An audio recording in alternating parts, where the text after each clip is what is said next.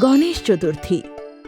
Ganesh Chaturthi alloy বলে আর গাট্টু চিংকি তার বন্ধুদের সাথে সোসাইটি গ্রাউন্ডে মণ্ডপ তৈরি করছিল। কিরে তাড়াতাড়ি কর, কালকেই তো গণেশ চতুর্থী, কালকেই তো বাপ্পা আসবে আর আমাদের বানানো মণ্ডপে বসবে, তাই তো মণ্ডপ এত সুন্দর করে সাজাতে হবে। চিংকি, তার আগে এইটা দেখো, পেপারের ফ্লাওয়ার কত সুন্দর দেখাচ্ছে না?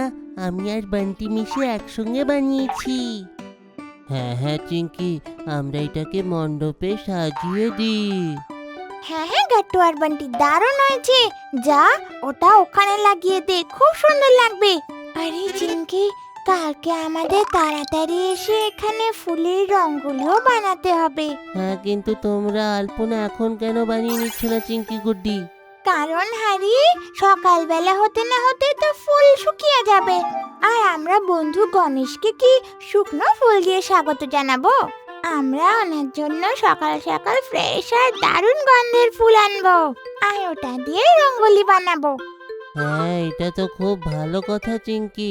চলো আমরা সবাই ঘরে যাই, এইখানের কাজ তো শেষ হয়ে গেছে। হ্যাঁ বন্ধুরা, বাড়ি চলো, আমি তো কালকের জন্য অপেক্ষা করছি। তারপর সব বাচ্চারা নিজের নিজের ঘরে চলে যায়। সকাল সকাল গাট্টু চিংকি তাড়াতাড়ি উঠে পড়ে আর বাবার সাথে গিয়ে দেখা করে। বাবা বাবা, তুমি ফ্রেশ ফুল নিয়ে এসেছো তো? বন্ধু গণেশ আসার আগে আমাদের এই ফুল দিয়ে মণ্ডপ সাজাতেও তো হবে। হ্যাঁ হ্যাঁ চিংকি, ওই দেখো টেবিলে রাখা আছে। থ্যাংক ইউ বাবা। ততক্ষণে সেখানে হরি, গুড্ডি আর বান্টিও চলে আসে। চল রে চিংকি, তাড়াতাড়ি চল, গণেশ বন্ধুর আসার সময় হয়ে গেছে, তাড়াতাড়ি কর। চিংকি আর গাট্টু ওদের বন্ধুদের সাথে যায় আর ক্লাব হাউসে সুন্দর ফুলের রঙ্গোলি বানায়। তখনই ওরা ঢোল, কাসর, ঘন্টার বাজার আওয়াজ পায়। ওই হই হই, মনে হচ্ছে ফ্রেন্ড গণেশ এসে গেছে, ঢোল বাজছে দেখো। হ্যাঁ রে গাট্টু, সত্যি। তখনই সেখানে সেক্রেটারি কাকু আর বাবা আসে। বাবা বাচ্চারা, খুব ভালো ডেকোরেশন হয়েছে, কিন্তু চলো বাইরে চলো, আমাদের গণপতি বাপ্পাকে আনতে হবে। সব বাচ্চারা খুশি হয়ে যায় আর বাবা আর কাকুর সাথে বাইরে যায়। বাইরে কিছু কাকু গণপতির বিশাল বড় মূর্তি বয়ে আনছিল আর জোরে জোরে ঢোল বাজছিল। গাট্টু চিংকি আর ওর বন্ধুরা ঢোলের আওয়াজে নাচতে লাগে। ওহো ওহো, Ganpati Bappa Morya, Ganpati Bappa Morya. Oh my friend Ganesha, तू रहना साथ हमेशा। ও মাই ফ্রেন্ড গণেশা, তু রহনা সাথ হমেশা। খুব নাচানাচির পর সব সোসাইটির কাকুরা মিলে গণপতিকে মণ্ডপে বসায় আর তার আরতি করে। জয় গণেশ জয় গণেশ জয় গণেশ দেবা, মাতা জাতি পার্বতী পিতা মহাদেবা।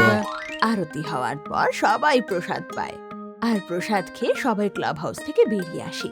কিন্তু গাট্টু, চিংকি আর ওদের বন্ধুরা সেই গণেশ বন্ধুর কাছেই বসে থাকে। বন্ধুরা, মণ্ডপে ডোনেশন বক্স রাখার আইডিয়াটা কিন্তু বেশ ছিল। আমার তো মনে হয় প্রথম দিনেই এতে প্রচুর টাকা জমা হয়ে যাবে। হ্যাঁ চিংকি, যত বেশি পয়সা হবে খুব ভালো, আমরা সেই পয়সাগুলো নিয়ে পাশের এনজিওতে ডোনেট করে দেব। ওরা এই দিয়ে গরিব লোকেদেরকে হেল্প করবে। বাবা বলছিল আমরা খুব ভালো কাজ করেছি। হ্যাঁ গাট্টু চিংকি, ঠিক বলেছিস। চ এবার বাইরে যাই গ্রাউন্ডে খেলতে। হ্যাঁ গুড্ডি ঠিক বললো, চলো খেলতে যাই। সব বাইরে খেলতে চলে যায়। খেলতে খেলতে হঠাৎ গাট্টু চিংকির বল ক্লাব হাউসের বাইরে গিয়ে পড়ে। তো গাট্টু বল নিতে যায়, কিন্তু তখনই ওর নজর ক্লাব হাউসে পড়ে।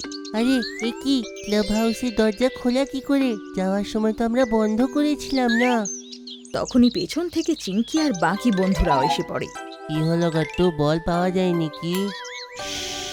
বান্টি দেখো, ক্লাব হাউসের দরজা খোলা আর আমি ভেতর থেকে আওয়াজ পাচ্ছি, মনে হয় ভেতরে কেউ আছে, আমাদের চেক করা উচিত।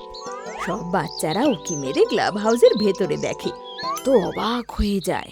ভেতরে ডোনেশন বক্সের পাশে চোর দাঁড়িয়ে আরো ডোনেশন বক্স থেকে টাকা চুরি করছে।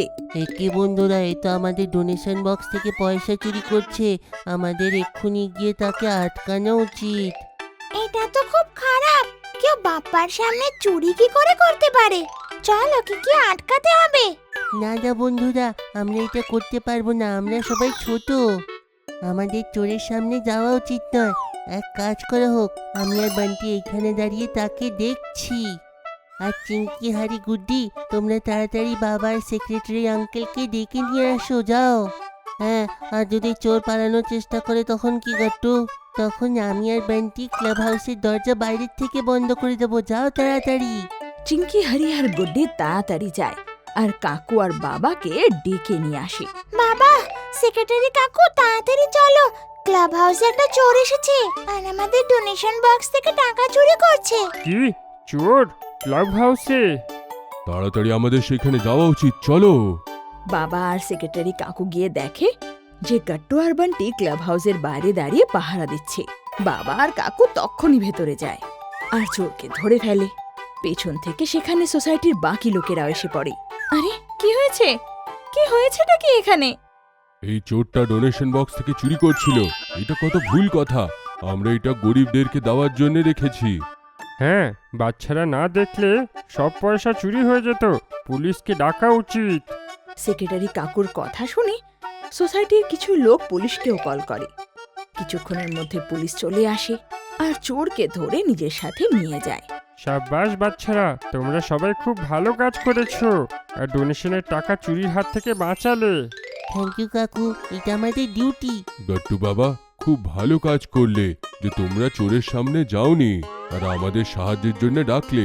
চোরের সামনে একলা যাওয়াটা বুদ্ধিমানী নয়। সব বাচ্চারা নিজের প্রশংসা শুনে খুশি হয়ে যায়।